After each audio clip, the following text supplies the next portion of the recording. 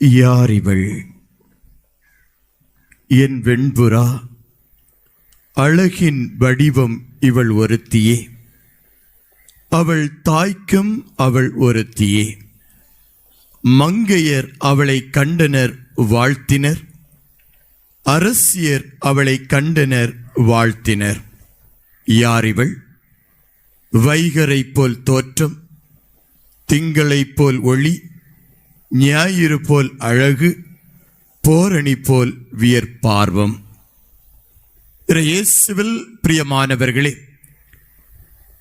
நலம் தரும் லூர்து தாயினுடைய விழாவை இன்று நாம் கொண்டாடி கொண்டிருக்கக்கூடிய இந்த தருணத்திலே அழகில் சிறந்தவளாய், ஒளியாய், நிலவாய், தன்னை நாடி வரக்கூடிய மக்களுக்கு ஒளி ஏற்றுகின்றவளாய் இருக்கக்கூடிய இந்த தாயினுடைய விழாவை இன்று நாம் கொண்டாடக்கூடிய இந்த தருணத்தில் இந்த நலம் தரக்கூடிய லூர்து தாய் நமக்கு கொடுக்கக்கூடிய சிந்தனை என்ன, நமக்கு கொடுக்கக்கூடிய வாழ்வியல் பாடங்கள் என்ன என்பதை 4 சிந்தனை ஓட்டத்திலே உங்களுக்கு தர விரும்புகிறேன்.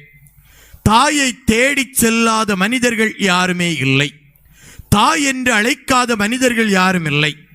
தாயை தேடி செல்லுகின்ற பொழுது அந்த பாசம், அன்பு, அந்த தாயிடம் இருந்து கிடைக்கக்கூடிய அந்த உறவு என்பது ஆண்டாண்டு காலமாய் எல்லா மதங்களிலும், எல்லா இனங்களிலும், எல்லா மொழிகளிலும் இருந்து கொண்டிருக்கக்கூடிய ஒரு உண்மை.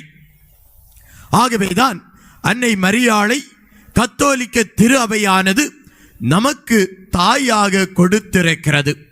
தாயாக கொடுத்து இந்த தாயின் வாயிலாக இறைவனை தேடி, இந்த தாயின் வாயிலாக இறைவனை தேடி என்ற அந்த வார்த்தையோடு அந்த தாயை அந்த திருச்சபையானது தொடக்கத்தில் ஜனவரி மாதம் 1ஆம் தேதி ஆண்டவரின் தாய் என்று சொல்லி இந்த வருடம் முழுவதும் நடக்கக்கூடிய அந்த தன்மையையும் நமக்கு கொடுத்திருக்கிறது. ஆக இந்த லூர்து தாய் லூர்து நகரிலே செய்து கொண்டிருக்கக்கூடிய அதே அற்புதங்கள், செய்து கொண்டிருக்கக்கூடிய அதே நிலைகள் இன்று இங்கே நம்முடைய மத்தியிலே நடைபெற வேண்டும். அப்படியெனில் முதலாவதாக இந்த தாய் பெர்னதத் என்று சொல்லக்கூடிய அந்த சகோதரிக்கு சொன்ன வார்த்தை, நான் இந்த உலகில் அல்ல மறு உலகிலே நான் உனக்கு வாழ்வை தருவேன், இந்த உலகில் அல்ல மறு உலகில் நான் உனக்கு மகிழ்ச்சியை தருவேன் என்ற முதல் வார்த்தையை பெர்னதத்திற்கு லூர்து தாய் கொடுக்கிறார்கள். இந்த வார்த்தையினுடைய பின்னணி என்ன, இந்த வார்த்தை எதை குறிக்கிறது என்று சொல்லுகின்ற பொழுது, இந்த பெர்னதத் தன்னுடைய வாழ்க்கையிலே 3 நிலைகளில் வேதனையை அனுபவித்தார்கள். 3 நிலைகளில் தன்னுடைய வாழ்க்கையிலே வேதனையை அனுபவிக்கிறார்கள். குடும்பத்தின் வறுமை ஒருபுறம், இந்த அன்னையினுடைய காட்சியை கண்டதால் அதை தேடி வந்து கேட்ட அந்த மக்களால் ஏற்பட்ட அவமானம் இன்னொரு புறம், கன்னியர் மடத்திலே இணைந்த பிறகு அந்த கன்னியர் மடத்தில் ஏற்பட்ட அவமானங்கள் இன்னொரு புறம். இவ்வாறு பல நிலைகளிலே இந்த பெர்னதத் துன்பங்களை அனுபவிக்கிறாள். அவளுடைய வாழ்க்கையில் மகிழ்ச்சி இல்லை.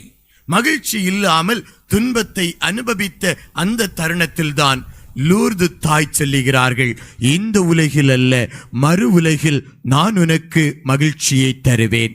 அப்படி பார்க்கின்ற பொழுது இந்த உலகத்தில் மட்டுமல்ல, இந்த உலகத்தை தாண்டி இன்னொரு உலகம் இருக்கிறது.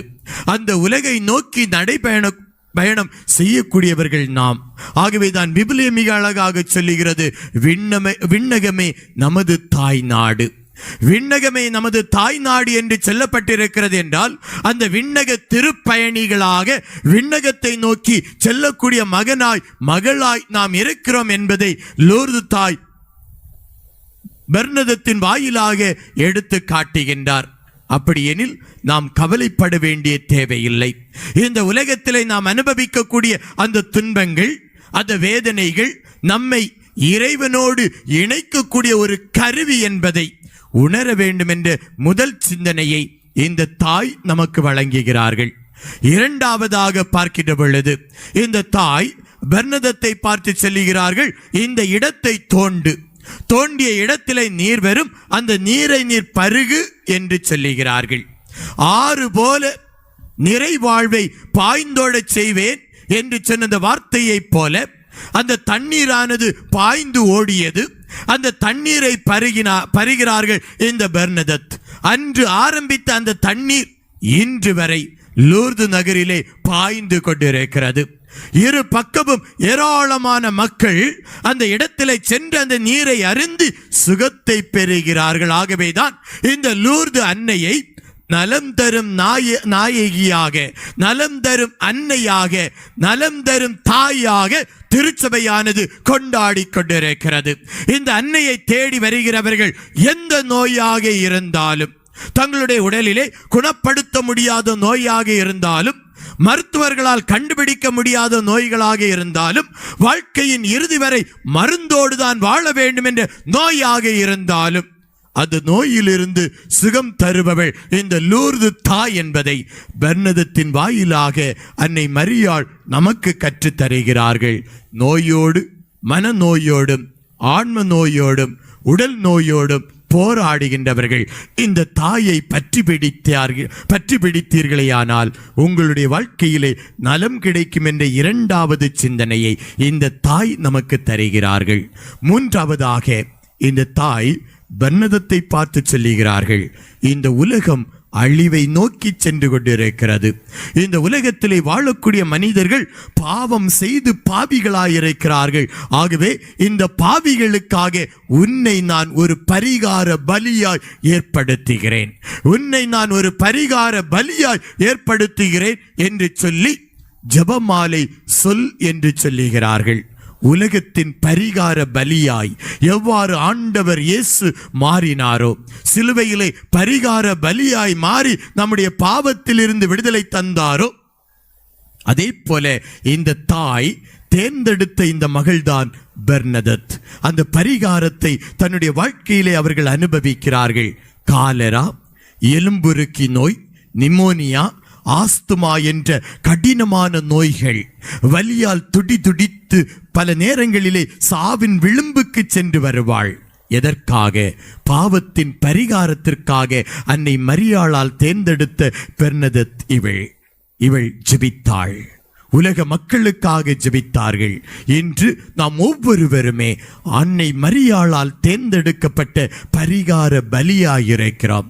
இந்த உலகிற்காக, இந்த உலகம் பாவத்திலிருந்து மீண்டு வர வேண்டும் என்பதற்காக, உலக மக்கள் இறைவனை பற்றி பிடிக்க வேண்டும் என்ற அந்த நிலையாக ஆண்டவர் நம் ஒவ்வொருவரையும் பரிகார பலியாய் ஏற்படுத்தி இருக்கிறார். அந்த பரிகாரம் நாம் செய்ய வேண்டியது ஜெபமாலை. அது ஜெபமாலை என்ற இந்த பரிகாரத்தை கையில் எடுத்து நீங்கள் ஜெபிக்கின்ற பொழுது உங்களுடைய வாழ்க்கையில் மட்டுமல்ல, உலகத்தையே மீட்டெடுப்பார் ஆண்டவர். இது தாய் சொன்ன மூன்றாவது வார்த்தை. இறுதியாக நான்காவதாக இந்த பெர்னதத் வாயிலாக தான் இந்த உலகிற்கு அன்னை மரியாள் ஒரு ஒப்பற்ற வார்த்தையை சொல்லுகிறார்கள். பெர்னதத் அன்னையை பார்த்து கேட்கிறார்கள், நீர் யார், எங்கிருந்து வருகிறீர்கள் என்று கேட்ட அந்த வார்த்தைக்கு அன்னை மரியாள் சொல்லுகிறார்கள், நானே அமல உற்பவி. நானே அமல உற்பவி என்ற வார்த்தையை இந்த தாய் பெர்னதத் வாயிலாக திருச்சபைக்கு கொடுக்கிறார்கள். 1854 ஆண்டு திருத்தந்தை அன்னை மரியாள் பாவமாசற்றவள், அமல உற்பவி என்று சொன்ன அந்த வார்த்தையை 1858 ஆண்டு 4 ஆண்டுகள் கழிந்து அன்னை மரியாள் பெர்னதத் வாயிலாக இந்த உலகிற்கு வெளிப்படுத்துகிறார்கள். திருச்சபை சொல்வது சரி என்பது இங்கு எடுத்தாளப்படுகிறது. அந்த தாயினுடைய மகனாய், மகளாய் இங்கே கூடியிருக்கின்ற நம்மையும் இந்த தாய் ஒருபோதும் கைவிட மாட்டார்கள். அந்த தாயை பற்றி பிடிப்போம், வாழ்க்கையிலே நிறைவை கொண்டாடுவோம். எழுந்து நின்று நம்முடைய நம்பிக்கையை அறிக்கையிடுவோம்.